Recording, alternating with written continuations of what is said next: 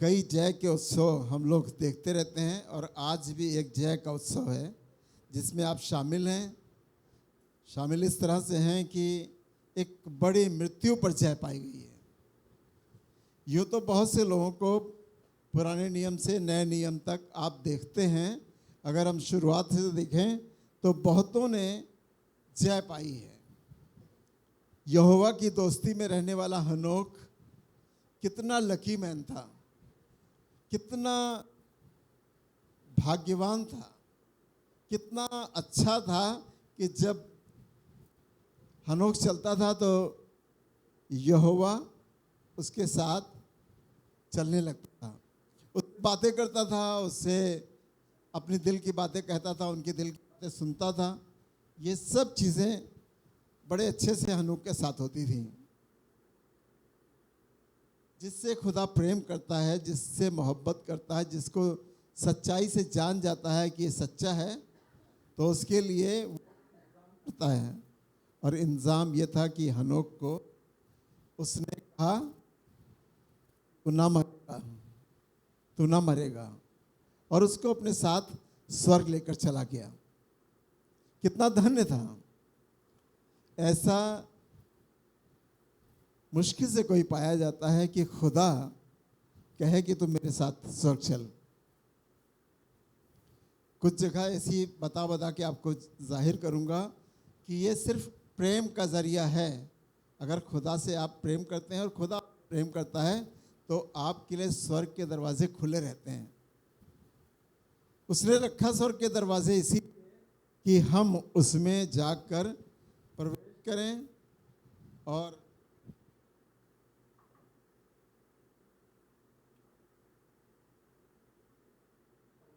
हम खुदा के साथ रहने पाए। ये इंतजाम था। एलीशा भी उसमें से एक था जो देखने पाया एलिया का ऊपर उठाया जाना, देखने पाया।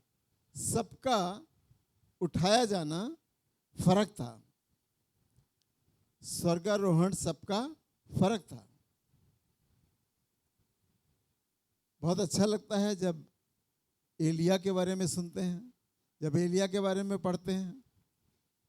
वो नहीं चाहता था कि कोई देखने पाए, कोई मुझे स्वर्ग जाते समय देखने पाए, वो नहीं चाहता था। पर फिर भी उसका चेला जो था एलीशा, उसने कहा नहीं, मैं तुझे नहीं छोड़ूंगा। उसने 3 बार छुड़वाने की कोशिश की कि तुम मुझसे, अब मैं यर्दन के पार जाता हूं तो यहीं रुक। उसने कहा नहीं, मैं तुझे नहीं छोड़ूंगा। जिद के साथ वो भी चलता रहा साथ साथ। आखिर यहोवा ने जो प्लानिंग करी थी वो देखने पाया। स्वर्ग से यहोवा ने अपना विमान भेजा, अपना विमान।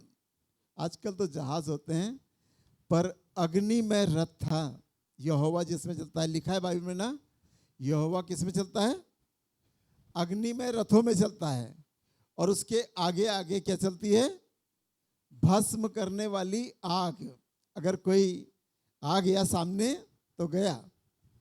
और आगे लिखा है कि पृथ्वी के सारे देवी देवता नतमस्तक होते हैं। अगर उस मार्ग में कोई आ गया तो नतमस्तक नहीं होगा तो भस्म हो जाएगा। ऐसा सामर्थी परमेश्वर यहोवा है। और उस यहोवा ने एलिया के लिए अपना रथ भेजा, अग्नि में रथ आया और वो उसमें चढ़ गया। और एलीशा ने देखा और उसने कहा कि मुझे बिना आशीष दिए हुए ना जा। और उसने आशीष दी। उसने कहा तू मुझे देखता रहेगा तो मेरी सामर्थ निकल निकल के तुझ में समा जाएगी, सामर्थ मेरी आ जाएगी तुझ में। अभी जब नदी पार के करके गए थे, ये नदी पार करके, तो क्या किया गया था? नाव थी। तो इन लोगों के लिए कोई नाव का इंतजाम नहीं था। एलिया और एलीशा कैसे गए थे? उसने जो साफा लिए रहता था, जो कपड़ा लिए रहता था, उसका कोड़ा बनाया और नदी में मारा और पानी 2 हिस्सों में बट गया और वो स्थल निकल के उस पार चले गए। अब एलीशा की बारी थी कि वो सामर्थ जो तुमने एलिया में से तुम्हारे अंदर आई है, क्या वाकई आ गई है कि नहीं आ गई है? कैसे जानेगा कि हमारे अंदर वो सामर्थ आ गई है? हम अपनी सामर्थ को चेक करते हैं। रोगी पर हाथ रखे चंगाई दी और जाकर वो ठीक हो गया, तो हम समझ जाते हैं कि खुदा हमारे अंदर काम कर रहा है। आज वो लड़की नहीं जिसकी किडनी खराब थी, उनके पापा से हमने पूछा कि क्या हुआ, कुछ फर्क पड़ा? कह रहे नहीं, 50% आराम हो चुका है। उस लड़की को जिसकी किडनी खराब थी 50% आराम हो चुका है। ऐसी एलीशा ने भी कहा कि अब मैं नदी कैसे पार करूंगा। उसको याद आया कि मेरे गुरु ने एक काम सिखाया था कि कोड़ा बनाया था और नदी में मार दिया था और पानी 2 हिस्सों में बट गया था, मैं निकल गया था। तो उसने भी कोड़ा बनाया। जब एलिया को छोड़ के लौटा, उसने भी कोड़ा बनाया और मारा, पानी 2 हिस्सों में बट गया। वो समझ गया कि एलिया की सामर्थ मुझ में आ गई है, और इस तरह से वो निकल कर आ गया। सबके उठाए जाने के लिए फर्क फर्क तरीके दिखाए गए हैं। बाइबल पढ़िए तो मालूम होता है कि बहुत से लोगों ने शरीर तो छोड़ दिया और बहुत से लोगों ने शरीर के द्वारा, शरीर के साथ उठाए गए। किसी और के बारे में जिक्र आपके दिमाग में आ रहा होगा। जब मूसा मर गया तब क्या हुआ? मूसा मर गया तब शैतान आकर खड़ा हो गया और सरदूत भी आकर खड़ा हो गया। कहने लगा कि शैतान कहने लगा कि मूसा की लोथ मैं ले जाऊंगा, मूसा की बॉडी को मैं ले जाऊंगा, शैतान कह रहा है। पर सरदूत कह रहा है, कुछ बोल नहीं रहा है। जो तर्क कर रहा है, वो बहस कर रहा है कि नहीं, मूसा को तो मुझे दे दो। और सरदूत लेने आया था, पर सरदूत ही लेकर गया, शैतान नहीं ले जा पाया। सिर्फ उसने एक बात कही, वो चाहता तो सरदूत शैतान को भी नाश कर देता, कुछ भी कर देता, लेकिन उसने कहा खुदा तुझे डांटे, खुदा तुझे डांटे, जो तू बात कर रहा है गलत, कि मूसा की लोथ को तू लेगा। इतना अच्छा काम किया खुदा का, तो खुदा के पास जाएगा कि तेरे पास जाएगा? उसने कह दिया खुदा तुझे डांटे, और वो लोथ को लेकर सरदूत चला गया। जब यीशु मसीह तक हम पहुंच जाते हैं, ऊपर से नीचे तक देखते देखते, एलिया को तो सिर्फ एलीशा देख रहा था, पर यहां तो यीशु मसीह के पुनरुत्थान को भीड़ देख रही थी। जितने आए थे, यीशु मसीह जी उठने के बाद, पुनरुत्थान होने के बाद 40 दिन तक दुनिया में रहे। इसीलिए कहीं कहीं हम लोग जब कोई डेथ हो जाती है तो 40वां मनाते हैं। 40 दिन तक उनकी आत्मा यहीं है। मुझे इस बात में कंफर्मेशन नहीं मालूम है कि रहती है कि नहीं रहती है, क्या होता है, ये तो हम नहीं बता पाएंगे। पर तीसरे दिन की मीटिंग और इसके बाद तीसरे दिन की मीटिंग तो इसलिए कराते हैं कि भाई यीशु मसीह तीसरे दिन जी उठा था और शरीर, आत्मा बदल गई थी। अब वो अविनाशी दशा में जी उठा और अविनाशी बॉडी उसको मिली, वो वाली शरीर नहीं, अभी वाला शरीर। हम भी उम्मीद करते हैं कि हमें एक अविनाशी शरीर मिलता है मर जाने के बाद। तीसरे दिन हमारे पास भी एक नया शरीर धारण होता है। अब हम जितने अच्छे काम करेंगे वैसे वैसे हमारे लिए उपाय निकाले जाते हैं और वैसे हम जाते हैं, वैसे ही हम काम करते हैं। तो हमें धार्मिकता को पकड़े रहेंगे तो ये पुनरुत्थान आपके लिए भी संभव है। Hallelujah, hallelujah. कितने लोग विश्वास करते हैं कि हम शरीर को छोड़ेंगे तो हमारे पास पुनरुत्थान की आशा है? अभी हम कह रहे थे आशा की बात, हमारे सबके पास आशा है। ये मत सोचिए कि आपके पास आशा नहीं है, आपके पास भी आशा है। इसमें कंफ्यूज ना होइए कि मैंने बहुत अच्छे काम नहीं किए तो मुझे नहीं ले जाया जाएगा।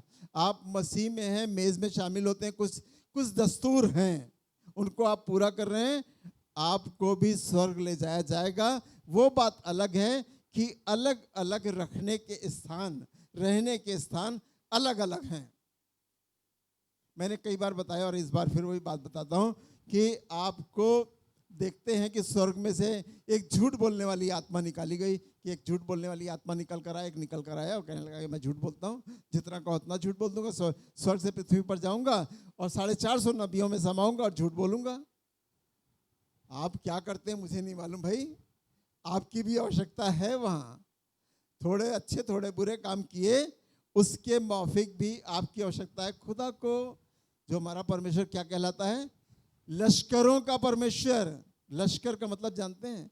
सेना है उसके पास, तरह तरह के काम करने वाले सेना है। एक निडर आदमी होता है, वो भी खुदा का बहुत अच्छा काम करता है। निडर, कभी कभी खुदा को निडर आदमी की जरूरत पड़ती है। जाओ, वो बहुत अपने आप को कमजोर समझ रहे हैं, तुम उसमें समाओ ताकि वो ये युद्ध जीत लें। ये वाला प्रचार उन्हें वहां जाकर गांव में करना है, वो डर रहे हैं।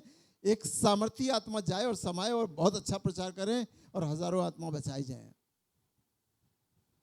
आज मैं बताना चाहता हूं कि आज हम सब जीवित हैं, हम जीवित हैं और आज हमें तय करना है कि हम कितनी सामर्थी आत्मा बन जाएंगे, कितनी सामर्थ हमारे पास होगी, कितनी शक्ति हमारे पास होगी, कौन सा अच्छा काम हमारे पास होगा।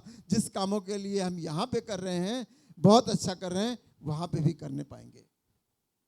हो सकता है कि खुदा को आपकी जरूरत हो तो आपको पृथ्वी पर भेजे और कहे जाओ वहां ये काम करके आ जाओ। जैसे यहाँ कहा जाता है जैसे वीर के हाथ में तीर, वहां खुदा के हाथ में तीर की तरह हम लोग रहते हैं। आत्माएं तो वहां पे खत्तों में रखी जाती हैं। उसने लिखा है कि मेरे यहाँ रहने के बहुत से मकान हैं, अगर ना होते तो मैं तुमसे कह देता।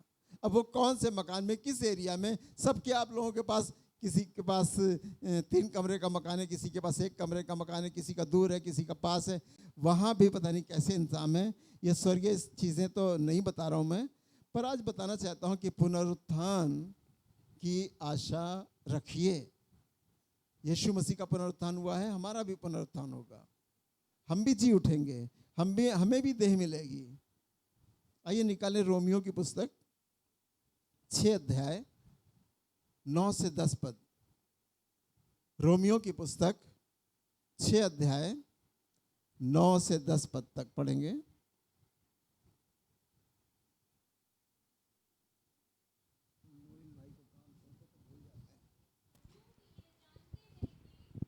जी,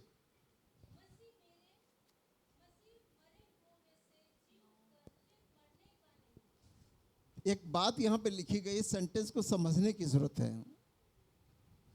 सेंटेंस को समझने की जरूरत है कि मसीह दुनिया के दिखाने में तो कब्र में गया, एक बार मरा, जी उठा, पर अब दोबारा मरने का नहीं। तो इसका मतलब कि ये जो बात कही जा रही है इसके साथ कुछ छिपा हुआ है। लाजर जी उठा, अपने अपने कामों में फिर जो करता था वो करने लगा और दोबारा फिर उसकी मृत्यु हुई। पर मसीह के साथ ऐसा नहीं है। मसीह जी उठा, अब दोबारा मरने का नहीं है, वो तो स्वर्ग चला गया। पर लाजर जी उठा, ये आश्चर्य कर्म था, ये पुनरुत्थान नहीं था। ये पुनरुत्थान नहीं था, लाजर का मरना पुनरुत्थान नहीं था, ये आश्चर्य कर्म था यीशु मसीह की तरफ से। और वो जी उठा और जी उठने के बाद अपने फैमिली में रहने लगा, सब काम करने लगा। जितने सामर्थ के काम यीशु मसीह ने किए और कईयों को जिला दिया, वो पुनरुत्थान नहीं था, ये जीवन था। यीशु मसीह ने जीवन दे दिया लोगों को। किसी की 15 साल उम्र बढ़ा दी, किसी के दोबारा जीवन दे दिया, आत्मा फिर से आ गई, शरीर फिर से काम करने लगा। और ये पुनरुत्थान नहीं था, ये तो दोबारा जिंदगी मिली है। ये आश्चर्य कर्म है। जी, उस पर फिर मृत्यु की प्रभुता नहीं होने की। उस पर फिर मृत्यु की प्रभुता, जो आश्चर्य कर्म से जी उठा उस पर तो मृत्यु की प्रभुता दोबारा होगी। दुनिया में रहेगा और फिर मरेगा, पर यीशु मसीह के लिए ये बात लागू नहीं होती। जी, क्योंकि वो जो मर गया जी, तो पाप के लिए एक ही बार मर गया। हमारे पापों के लिए वो सिर्फ एक ही बार मर गया। अब कोई जरूरत नहीं है हमारे पापों के लिए, उसने हमारे पापों के लिए अपनी जान दे दी। जी। परंतु जो जीवित है तो परमेश्वर के लिए जीवित है। जो हम सब जीवित हैं तो किसके लिए जीवित हैं? परमेश्वर। परमेश्वर के लिए जीवित हैं। हम लोग जो जीवित हैं वो किसके लिए? परमेश्वर के लिए जीवित हैं। भाई कमाई तो करना ही है, नौकरी तो करना है, कुछ भी कुछ करना है, जो कुछ हम जॉब कर रहे हैं वो तो करना ही करना है। वो सब चीज़ों के साथ साथ हमें काम करना है। अब अगर कोई आपसे पूछे कि आप जीवित है तो किसके लिए जीवित हैं? भैया हमारे माँ बाप बहुत बूढ़े हो गए ना, तो इसलिए हम जीवित हैं, उनको पाल रहे हैं, उनको देख रहे हैं, उनके हमारे पास जॉब है ना तो हम जॉब करने के लिए जीवित हैं। नहीं, हम किसके लिए जीवित हैं? परमेश्वर के लिए जीवित हैं। आप सब इस बात को आज ले जाइए कि आपको परमेश्वर ने जीवन इसलिए दिया है कि आप परमेश्वर के साथ अपना जीवन बिताएं, परमेश्वर के लिए जीवित रहें, परिवार के लिए जीवित रहेंगे, सब कामों के लिए जीवित रहेंगे। अगर ये दिल में रहेगा कि हम परमेश्वर के लिए जीवित हैं तो जल्दी मृत्यु आने वाली नहीं है। कोविड में पता नहीं कितने चले गए। अभी वहाँ एक मैं कोल्ड ड्रिंक लेने गया तो वहाँ बात हो रही थी कि भैया वो हमारे भाई 10 दिन पहले गिरे और मर गए। फिर एक और बोलने दूसरा खड़ा था, कहने लगा अरे भैया हमारे यहाँ भी यही हुआ, हम तो वहाँ गए थे, बस पता नहीं क्या हुआ, अच्छे खासे थे और होली का रंग लगा था, उसके बाद पता नहीं क्या हो गया उनको, अचानक से वो भी। तो कहने लगे नहीं वो जो इंजेक्शन लगा था वो गलत है, वो सबको नुकसान कर रहा है, वो फायदे नहीं, वो नुकसान कर रहा है।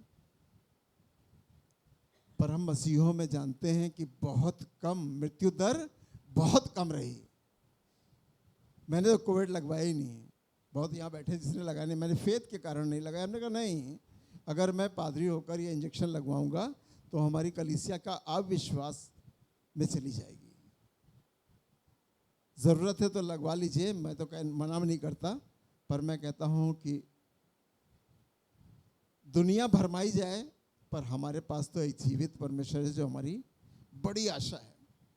अगर उसने जीवन दिया है तो ना ये कोविड, ना महामारी, ना बीमारी। कितना तो हम लोग पढ़ते हैं बाइबल में, महामारी तेरे दाहिने और बाएं कितने कितने गिरेंगे, पर तुझ पर कोई मृत्यु छू भी ना पाएगी तुझे। मृत्यु से बचाव के लिए यीशु मसीह का लहू सामर्थी है, उसके वायदे सामर्थी हैं, वचन सामर्थी है। और हम बाइबल के सहारा ले लेकर अपने काम को करते थे। हम आपकी तरह नहीं रहते थे, बुरा नहीं मानिएगा इस बात में। आपकी तरह का मतलब ये कह रहा हूँ कि आप लोग कमरों में बंद हो गए थे, घर में बंद हो गए थे। मैं घर में नहीं बनता, मैं सब्जी मंडी भी जाता था, मैं सामान भी लाता था, मैं ये भी करता था। मैंने जो अपनी शॉप है वो भी खोल रखी थी। अगर मोनिल भाई हमारे साथ थे तो वो भी ठीक रहे, अगर कोई और जिनका नाम नहीं ले रहा हूँ वो भी हमारे साथ थे। और शॉप में और ये में वो में जितने काम करते थे, दिन भर गाड़ी से घूमा ही करते थे। हमारे पास था कोविड में घूमने का, कर्फ्यू ज़माने में कर्फ्यू का पास था, तो हम घूमते रहे क्योंकि हमें मालूम मृत्यु हमारे करीब नहीं आएगी। मृत्यु हमारे करीब, हालेलुया। कितने लोग बोल सकते हैं हाथ उठा के कि मृत्यु हमारे करीब नहीं आएगी? अगर यीशु मसीह हमारे संग है तो मृत्यु हमारे करीब नहीं आएगी। परिस्थितियां खराब हो सकती हैं, समय खराब हो सकता है, थोड़ा सा झटका लग सकता है, पर मृत्यु आपके करीब नहीं आएगी। अचानक वाली मृत्यु आपके करीब नहीं आएगी क्योंकि हम यीशु मसीह के लोग हैं। हमारा सब चीज़ें तय है खुदा के सामने। पतरस ने बड़ी अच्छी बात लिखी है कि मृत्यु की बात नहीं लिखी, उसने कहा कि हम वहाँ से भेजे गए हैं और हमें सब नित्य समय पर वापस वहाँ जाना है, वापस जाना है। हम भेजे गए हैं, हम यहाँ पृथ्वी पर भेजे गए हैं और हमें समय पर जब हमको खुदा चाहेगा तो हमको वापस बुलाएगा, ताकि जो काम हमें सौंपा गया इस दुनिया में वो करें और उसके बाद वापस लौट कर जाएं। जी, और पढ़ें। ऐसे ही तुम भी अपने आप को पाप के लिए तो मरा, पाप के लिए मरा। हमें अब क्या करना है? हमें पाप के लिए क्या करना है? अपने आप को मरा हुआ समझो पाप के लिए। बहुत सी चीज़ों में हम बहुत अच्छे हैं, क्रिश्चियन लोग बहुत सी चीज़ों में बहुत अच्छे हैं, बहुत अच्छे हैं। मतलब छोटे मोटे पाप जो हर समय आदमी करता है वो हम लोग करते ही नहीं हैं। अगर गिनाऊंगा तो कम से कम 100 पाप अगर गिनाऊंगा तो उसमें 60 पाप आप करते ही नहीं हैं। 40 वो मजबूरी है जो आप करते हैं, वो भी कभी कभी करते हैं, कुछ तो बिल्कुल करते ही नहीं हैं। ब्याज पे हम पैसा देते नहीं हैं, जो बाइबल में लिखा है कि ब्याज पे पैसा ना देना, ब्याज पे पैसा हम देते नहीं। शराब हम पीते नहीं, गुटखा हम खाते नहीं, मसाला कोई हम खाते नहीं, नशा हम करते नहीं, सुर्ती हमको मालूम नहीं। एक दुकान पे खड़े थे तो एक आदमी आया, पैसे दिए, उसने कहा भैया जरा सनकी देना। सनकी? तो हमने कहा कि सनकी क्या उसने एक पैकेट दिया सनकी, तो मुंह में डाल लिया उसने। हमने कहा ये सनकी है? हाँ, बस इसको खाओ और काम पे लग जाओ, सनकी की तरह काम पूरा करना है, चाहे मजदूर हो, चाहे अपना घर का काम हो, ड्राइविंग हो, सनकी की तरह। तो हमने कहा अच्छा ठीक है, मैं जब फैक्ट्री खोलूंगा तो मैं पागल रखूंगा, इससे बढ़कर रखूंगा, सनकी से बढ़कर पागल मसाला रखूंगा, तो खाओ, काम के पीछे पागल हो जाओ। तो क्रिश्चियन लोग, आप सही बात है, आप में बहुत खुदा की बातें पाई जाती हैं, आप चेक नहीं करते हो। शुगर तो हम चेक कर लेते हैं ना, कुछ चीज़ें बड़ी आसान बना दी गई, शुगर चेक कर लो भैया कम है कि ज़्यादा। अभी हमारे यहाँ कैंप लगा था, जिनका कैंप में अभी रिपोर्ट बाकी है तो आप ले लीजिएगा ज़रूर से, और 2 रिपोर्ट हमारे पास रखी हैं, घर से ले लीजिएगा, वो पूछिएगा कौन है वो, और रिपोर्ट्स आ गई हैं सबकी, आप कैंप वाली रिपोर्ट्स ले लीजिएगा। अभी शॉप खुली हुई है, पैथोलॉजी खुली है। तो हम बहुत से पापों से बचे रहते हैं, पापों से बचे रहने के कारण स्वर्ग जाना बड़ा आसान होता है। जो छोड़ सकते हैं वो छोड़ दीजिए, जो नहीं छूट रहा है उसको छोड़ने की कोशिश करिए। यहाँ से बहुत से लोग जो शुरू में आए उन्होंने बहुत कुछ छोड़ दिया, हम नहीं बता रहे हैं क्या क्या छोड़ दिया, पर उन्होंने छोड़ दिया।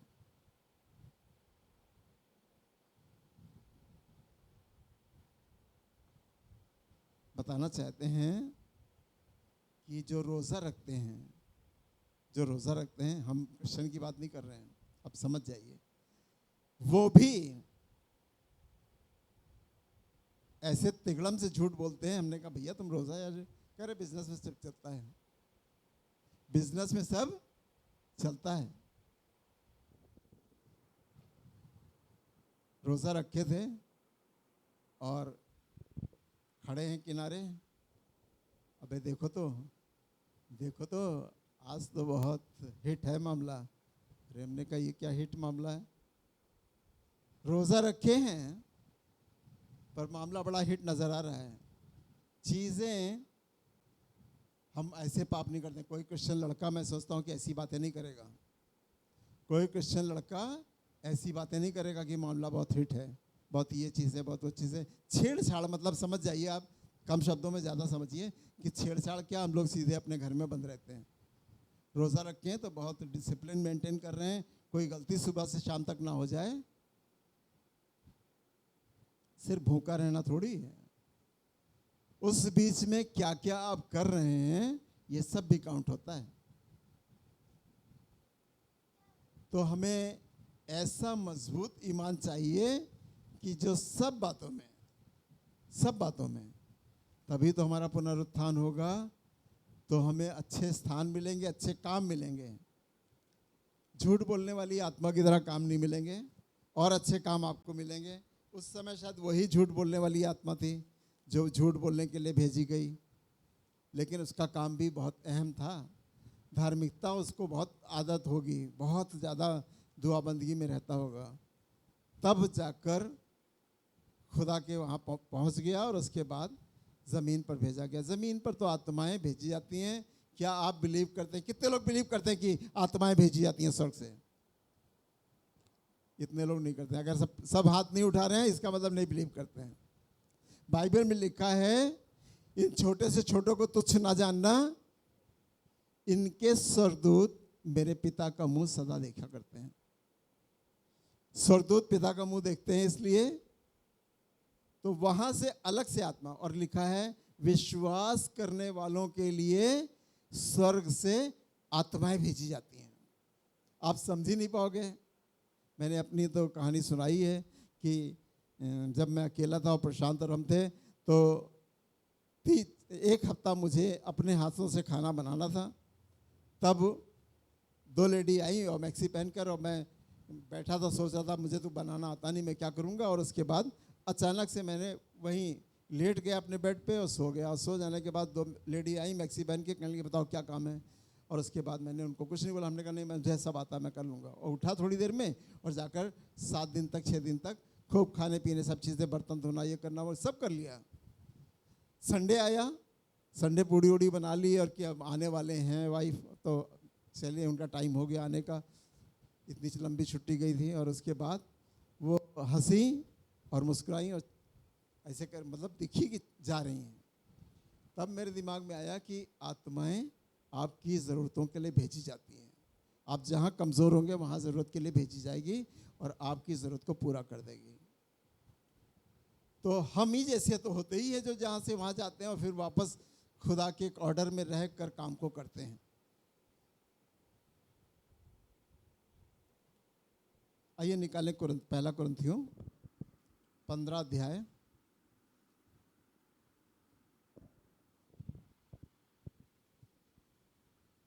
54 और 55 पढ़ेंगे, 2 आयतों को। और जब ये नाशवान अविनाश को पहन लेगा, और ये नाशवान कौन? ये नाशवान हम सब, हम लोग क्या है? नाशवान है ना। नाशवान शरीर है हमारा, नाश होगा, एक दिन खत्म हो जाएगा, आत्मा फुर से निकल जाएगी, सब रोएंगे।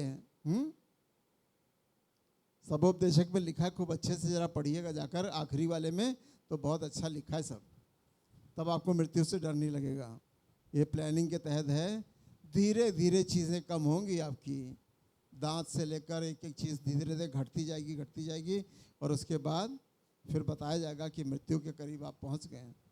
डरिए नहीं, मृत्यु ऐसे नहीं आती है ना। मृत्यु से न डरिए, जितना डरेंगे उसके अंदर, आपके अंदर शैतान मृत्यु का भय डालता है जब आप बीमार होते हैं। कहिए नहीं, खुदा ने मुझे जिंदगी दी है, मैं अपना पूरा जीवन जीऊंगा। भय की नहीं वरन सामर्थ्य की आत्मा दी है। शैतान से कह दीजिए मुझे भय की नहीं वरन सामर्थ्य की आत्मा दी है। भय की आत्मा में जब भयभीत हो आप, ये वाला जवाब दे करते जाइए, 2 4 10 बार बोलिए, देखिए भय की आत्मा आपको छोड़कर न चली जाए तो मुझे बताइएगा।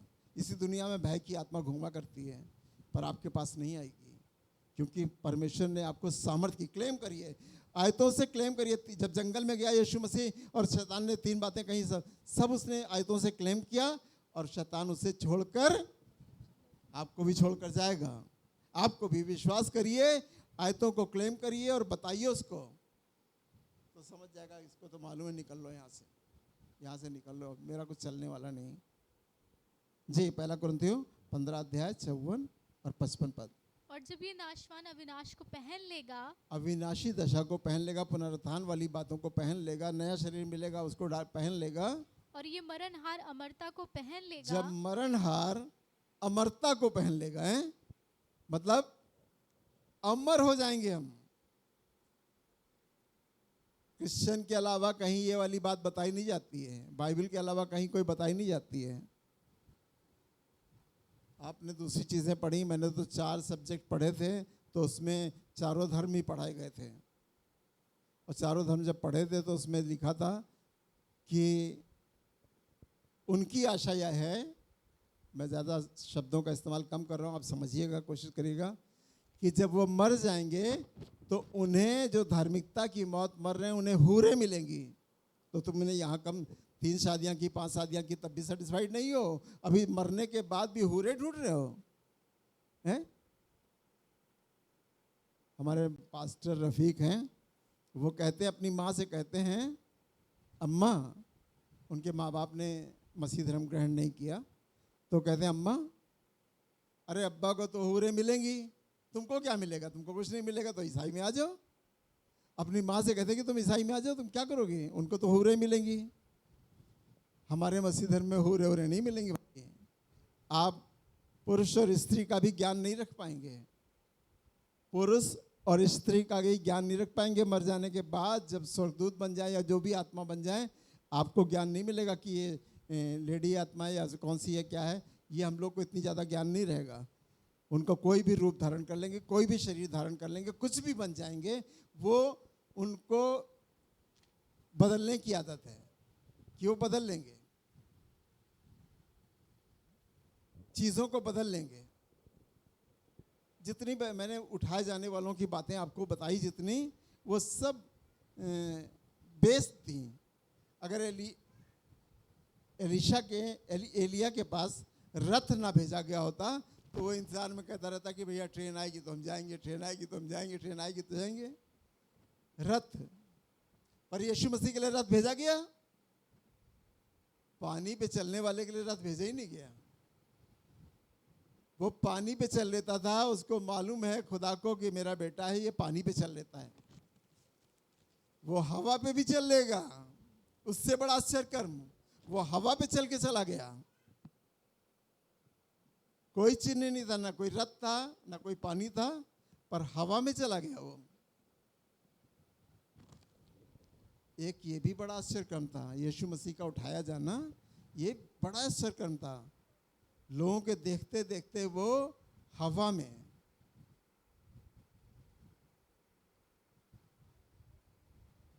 एक गाना गाते हैं हम लोग ना, हम मिलेंगे बादलों में, देखेगा सारा। पवित्र लोगों जो खुदा के साथ चल रहे हो, मैं आपको धन्य लोग कहता हूं कि आप सुबह भी और शाम को भी, रात में भी, जब आँख खुल गई तब भी दुआ करने लगते हो।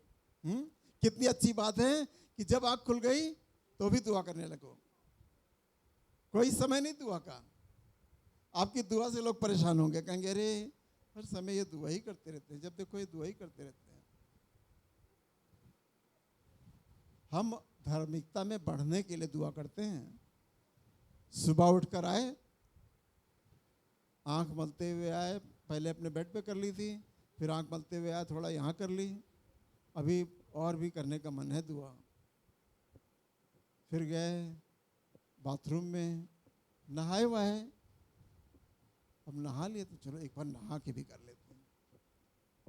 बाइबल बताती है कि क्या जाने सुबह वाली सुनी जाएगी कि शाम वाली सुनी जाएगी। विश्वास से तो आप रहिए कि आपकी सब दुआएं सुनी जाएंगी, और सब दुआएं सुनी जा रही है। मेरे को जब नींद नहीं आती, मैं देखता हूँ 3 सेंटेंस 5 सेंटेंस भी अगर किसी दिन नहीं आई तो 3-4 सेंटेंस की छोटी सी दुआ की, उसके बाद लेटे, ये क्या जादू हो गया। मैं सोच रहा था वाली गोली खा लूँगा, ये कर लूँगा, वो खा लूँगा, ऑप्शन है हमारे पास, पर अगर छोटी सी भी दुआ कर ली तो लेटते ही नींद आ गई। हमने कहा लग रहा है दुआ मांग रहा था। हमारा शरीर क्या, हमारी आत्मा क्या मांग रही थी? दुआ मांग रही थी हमारी आत्मा। आत्मा दुआ मांग रही है और आप कह रहे हैं गोली खा लो। आत्मा दुआ मांग रही है और आप जा रहे सोच रहे हैं एक बार टॉयलेट फिर हो जाते, फिर नींद आ जाएगी। गर्मी लग रही, चलो बाहर की हवा खा लेते हैं, फिर नींद आ जाएगी। नहीं, आत्मा दुआ मांग रही है आपसे कि थोड़ी छोटी सी दुआ कर लो, तुम्हें नींद आ जाएगी। खुदा की आत्मा क्या चाह रही है आपसे, वो आप कर नहीं रहे हो। तो दुआ किसी टाइम भी कर लो। मैं जब गाड़ी निकालता हूँ, अगर याद आ गया तो दरवाजे के सामने खड़ा होकर दुआ करता हूँ। इतनी अच्छी सेल होती है उस दिन, 36 हज़ार रुपए की सेल मैंने देखी है 1-2 घंटे में। अद्भुत काम। क्यों? मैंने गाड़ी यहाँ से निकाली और मैंने आके एक बार दुआ कर लिया, दुआ करके चलते हैं। कल कुछ अच्छा नहीं रहा, आज अच्छा नहीं होगा, फिर कैसे होगा, चलो और दुआ करके चलते हैं। आपके लिए विश्वास करना बहुत ज़रूरी है। अगर आपका विश्वास अच्छा रहेगा छोटी छोटी चीज़ों में, तो पुनरुत्थान के समय आपकी आत्मा कहीं यहाँ वहाँ नहीं मंडराएगी, बाथरूम में नहीं रहेगी, छत पे नहीं घूमा करेगी, हैं? नहीं हमारा इतना अच्छा घर है, चलो वहीं रहते हैं। बहुतों के घर में, अन्य जातियों की बात कर रहा हूँ जो ज़्यादा नहीं बोलने वाली है, जाति नहीं है कहीं, वो तो कहीं गूलर के पेड़ पे, कहीं पीपल के पेड़ पे, कहीं और पेड़ पे, कहीं वहाँ जहाँ बसेरा मिल जाए, जहाँ ठिकाना मिल जाए वहीं रहती हैं। पर हमारे पास सब आत्मा खत्तों में जाती हैं, कलेक्ट की जाती हैं, कलेक्ट की जाती हैं। क्या आप यकीन करते हैं कि मसीहों की आत्माएं कलेक्ट की जाती हैं? जैसे आपका आत्मा निकलती है, फौरन से दूत खड़े रहते हैं लेने के लिए। मैं आपको एक एग्जांपल बताता हूँ। हमारी माँ हार्ट पेशेंट थी, समझ नहीं आ रहा था कि अभी हार्ट पेशेंट है या नहीं है।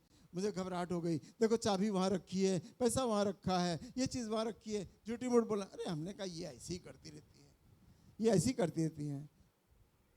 नहीं, मुझे बहुत घबराहट हो रही है, अब मैं नहीं बचूंगी। हम गए किनारे जाके थोड़ा सा बैठ के ठीक से दुआ की, यीशु मसीह मेरी माँ घबराई हुई है पर तू जीवन देने वाला परमेश्वर है, तू जीवन देने वाला परमेश्वर है।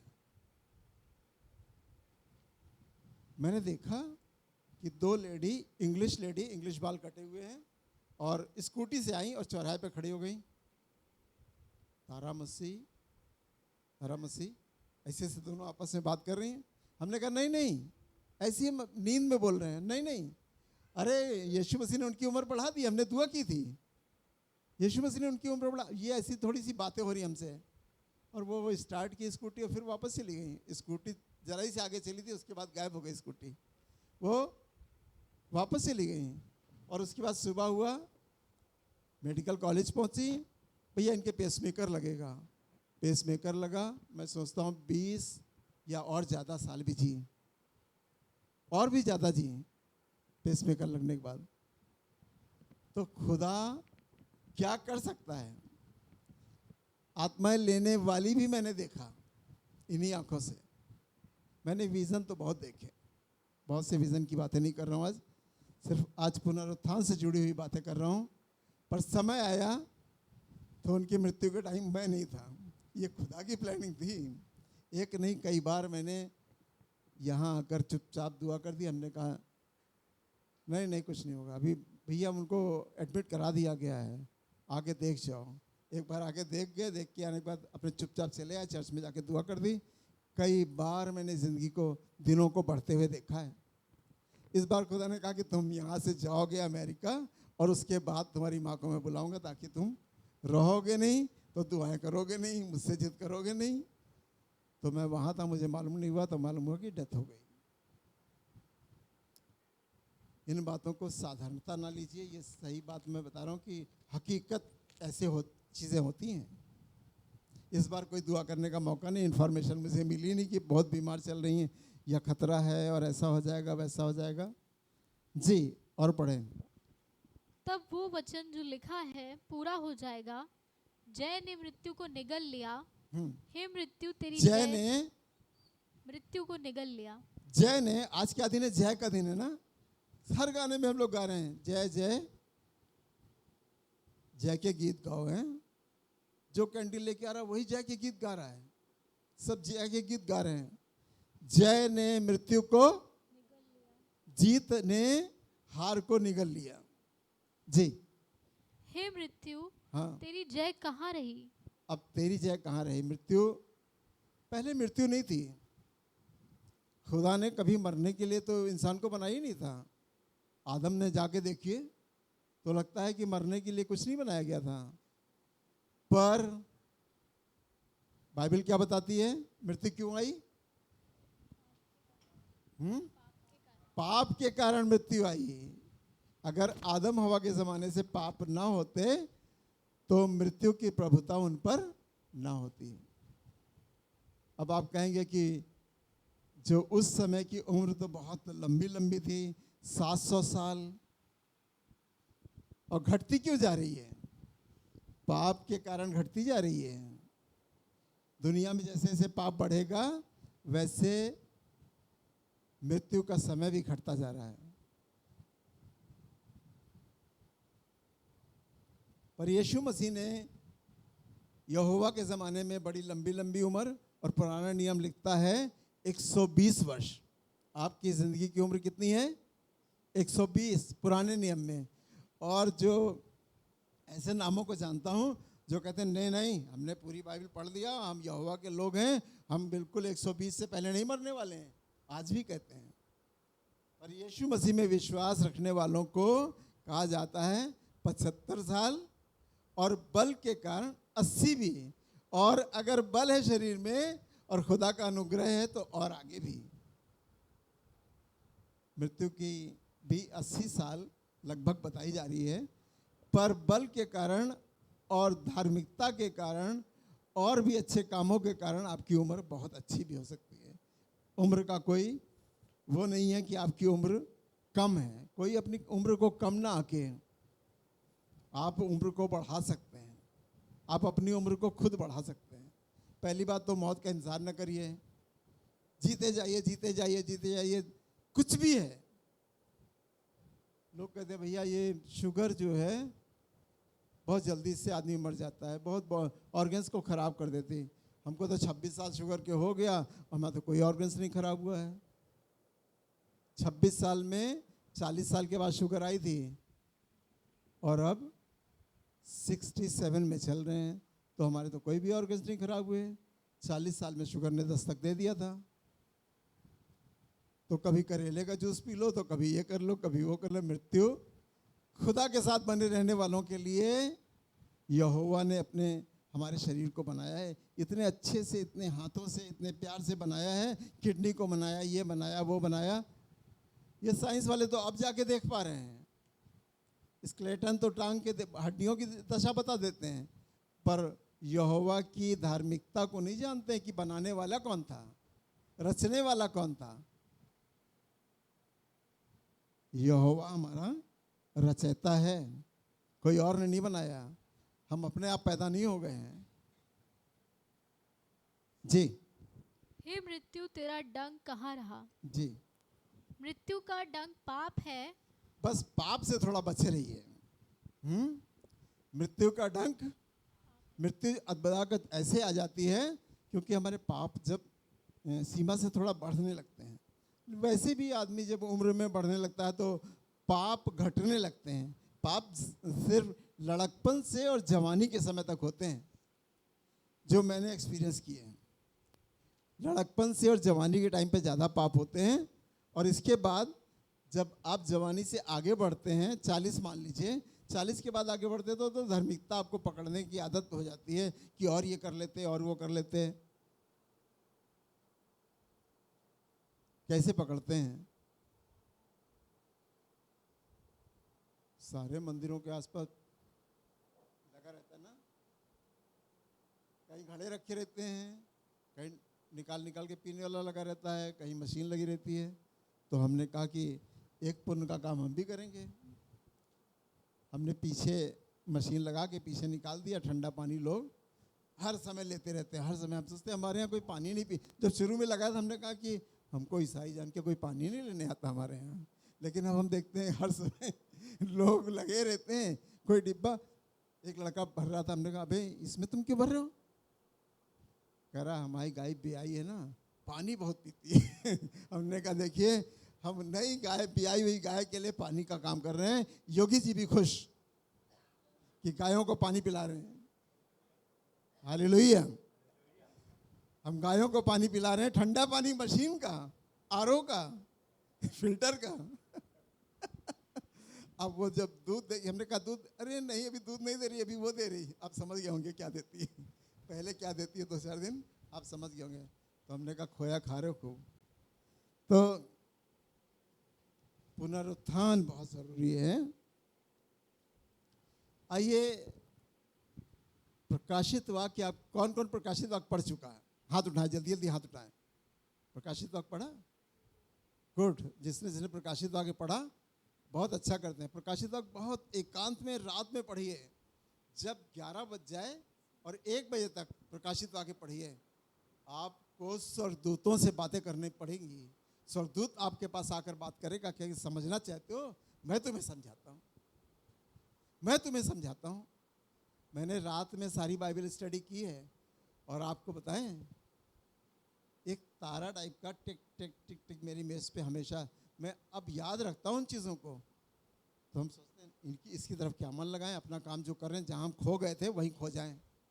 जिस बाइबल के अध्ययन में हम खो गए थे, गहराई में चले गए थे, वहीं चले जाएं, हम इसको ना देखें।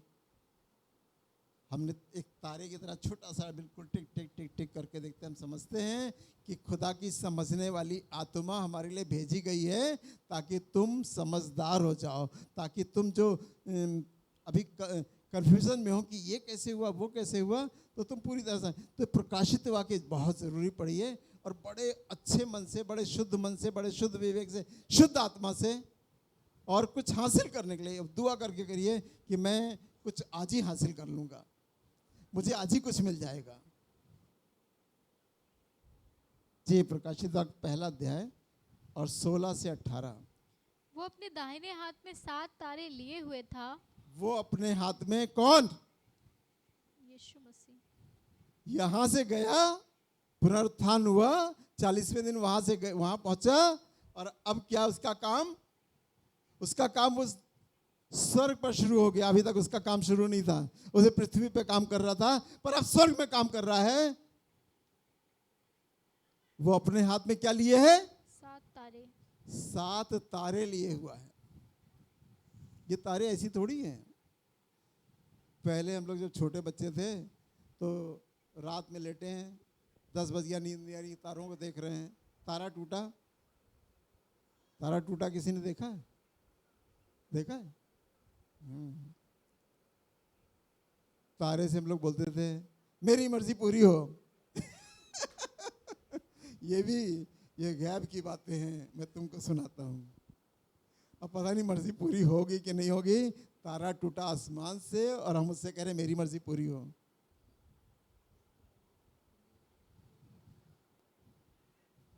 लेकिन अब बाइबल पढ़ ली, अब हम लोगों ने सीख लिया मेरी मर्जी नहीं पर तेरी मर्जी पूरी हो। बाइबल पढ़ के हम लोग अज्ञानता में थे तो कहते थे मेरी मर्जी पूरी हो, पर ज्ञानवान हो गए तो हम कहते हैं अब तेरी मर्जी पूरी हो। तारा टूटा, किसी की मृत्यु का, किसी की और बात का, हमको नहीं मालूम। ये सब आप गहराई में ना जाइए, नहीं तो आप खो जाएंगे इसमें। तो ये सब चीज़ों का अध्ययन ना करिएगा, नहीं तो आप उसी में उलझ जाए। जी पढ़िए। और उसके मुख से तेज दोधारी तलवार निकलती थी। 2 धारी तलवार उसके मुंह से निकलती थी। तलवार का जिक्र तो बाइबल में एक ही बार मैंने इसमें देखा है, बाकी तो लड़ाई वड़ाई में देख छोड़ दीजिए। यीशु मसीह ने कहा आखिरी समय में पकड़ाए जाने के टाइम पे, मुझे एक बात का कन्फ्यूजन नहीं क्लियर हो पाया। यीशु मसीह ने कहा कि जाओ अपने कपड़े बेचकर तलवार ले लो। पैसा था ही नहीं, इसका मतलब पैसा नहीं था, तो चेलों से कहा जाओ अपने कपड़े बेचकर। हमने अमेरिका में जाके देखा कि वो एक्ट्रेस की जीन्स जो बिल्कुल यहाँ से फट गई, वहाँ से फट गई, और वो टंगी थी, उसकी कीमत बहुत ज़्यादा थी। उसकी कीमत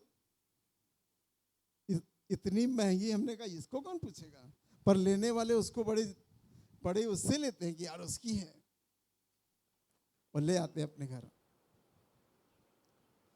चेलों के कपड़े इतने सामर्थी थे, अगर ये कपड़ों को छुआ दें अपने कपड़ों से तो रोगी चंगा हो जाएगा।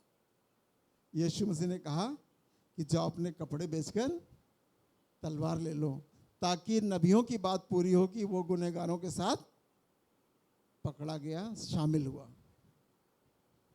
और उसके बाद अच्छी बात मुझे और लगी, जब पढ़ते हैं तो मज़ा आता है। तो कहने लगे गुरु हमारे पास 2 तलवारें हैं। पतरस और एक और कोई बोला होगा, कहने गुरु हमारे पास 2 तलवारें हैं। तो मैं सोचा कि आज तक यीशु मसीह के साथ अगर तलवार लेके चलते तो यीशु मसीह डांट कर कहता है रख के आओ, पहले इसको अपने घर पहुंचा के आओ, तलवारें मेरे साथ लेके चलते हो, मना कर देता। पर जहाँ ये बार बार गसमनी बाग या जहाँ जहाँ जाते थे वहाँ ये चुरा छिपा के कहीं दबा दी थी। हथियार तो भाई होना ही चाहिए ना, होना चाहिए ना। जवानों हथियार अपना छिपा के रखो। हम तो जूते के डिब्बे में भाई रखते थे, जूते का डिब्बा सेल पर ऊपर रहता था, और कोई 12 हो आ जाए खुदा डरपोकों के साथ नहीं देता है। डरपोकों का ये नहीं कह रहा हूँ कि आप जाके किसी को निर्दोष को हत्या कर दीजिए, पर मूसा ने निर्दोष की हत्या नहीं की, अपने मतलब के आदमी की हत्या की थी। खुदा ने कहा ये आदमी है, ये दिलेर है, ये मेरी कौम को बचाएगा।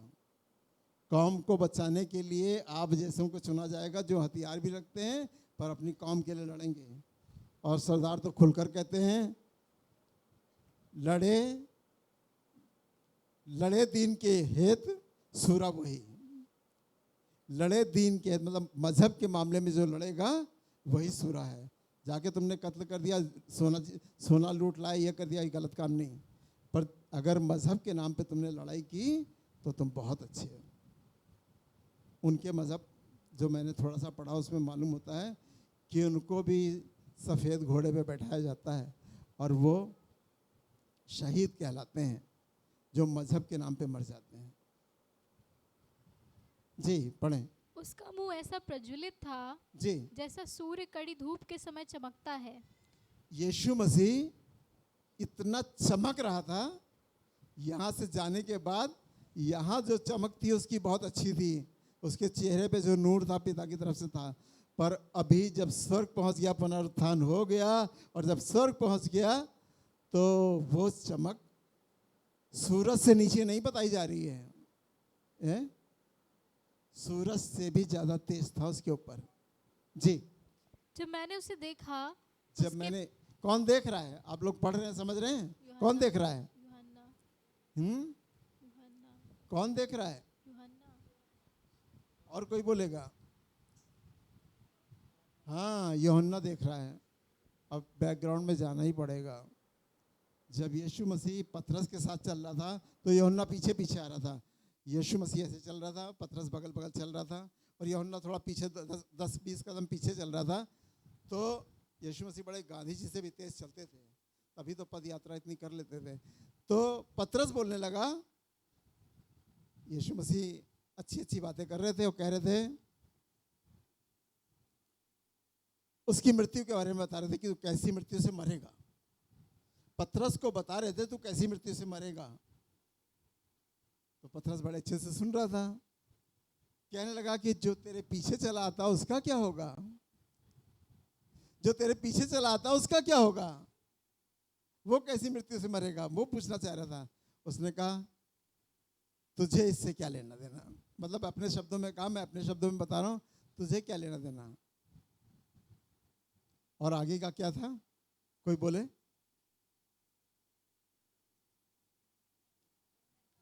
अगर मैं चाहूं तो वो ना मरेगा। यूहन्ना ना मरेगा। कब उठाया गया, कैसे पहुंचा, स्वर्ग कैसे पहुंच गया, वो यहाँ क्वेश्चन कर रहा है, सब बातों को देख रहा है, उसी शरीर में पहुंच गया। मृत्यु तो कहीं दिखाई नहीं दी, यूहन्ना की मृत्यु कहीं नहीं दी। उन्होंने, यीशु मसीह ने साफ साफ कह दिया था वो ना मरेगा, देह सहित उठा लिया गया। इसका भी पुनरुत्थान हुआ, पर इसकी देह सहित उठा लिया गया और ये ना मरा। सबसे अच्छे चेलों में से था। पतरस तो थोड़ा तर्क करता था, आर्गुमेंट ज्यादा था, पर ये आर्गुमेंट कभी नहीं करता था। ये आर्गुमेंट नहीं करता था। बहुत अच्छा था। जी। उसने मुझ पर अपना दाहिना हाथ रखकर कहा। यूहन्ना पर यीशु मसीह इतना प्रसन्न था, ये मुंह के बल गिर पड़ा था ना। यूहन्ना क्या हुआ, ये सब चीजें देख के मुंह के बल गिर पड़ा, कहने लगे यीशु मसीह वहां तो हमने तुझे आदमी की तरह देखा था, अब ये तेरी सामर्थ्य को जो देख रहा हूं ये मेरे वश के बिल्कुल बाहर हो गया है। वो मुंह के बल गिर पड़ा।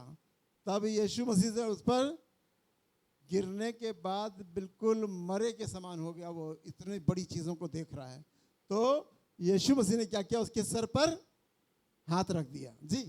मत डर, हाँ, मैं प्रथम और अंतिम और जीवता हूँ। तब का डर मत, मैं प्रथम और अंतिम और आदि और अंत हूं, मैं अभी भी जीता हूं। डर निकाल दे अपना। तो मुझे स्वर्ग पे तो देख रहा है, पर डर निकाल दे। कुछ बचा इसमें? मैं मर गया था और अब देख मैं युगानुयुग जीविता हूँ।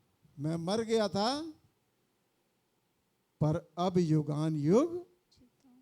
हालेलुया। हालेलुया। हम सब विश्वास करते हैं कि यीशु मसीह युगान युग जीवित है। यस, युगों से युगों तक है। यस। गाना बड़ा अच्छा लगता है, युगों से युगों तक। ऑफरिंग में गा लेंगे तो शायद मेरी आत्मा और खुश हो जाएगी। जितनी आज इनकरेज है उससे थोड़ी सी और बढ़ जाएगी। युगों से युगों तक गाना बहुत अच्छा है। तो ये था पुनरुत्थान। पुनरुत्थान की गाथा अगर बताई जाए तो खत्म ना होने वाली है, कंटिन्यू चलने वाली है। आइए अपनी आंखों को बंद करें और विश्वास करें कि आपका भी पुनरुत्थान एक दिन है। और दुआ में लगे रहें, हर समय दुआ में लगे रहें। जब जब मौका मिले छोटी सी दुआ कर लें। एक दिन हमारी आपकी भी मृत्यु होनी है और पुनरुत्थान अवश्य है। हम आशा रखते हैं पुनरुत्थान की। आज कोई ये ना जाने कि किसी की मृत्यु के बाद पुनरुत्थान नहीं होगा। आपकी आत्मा दूसरे शरीर को प्राप्त करेगी और आप जी उठेंगे।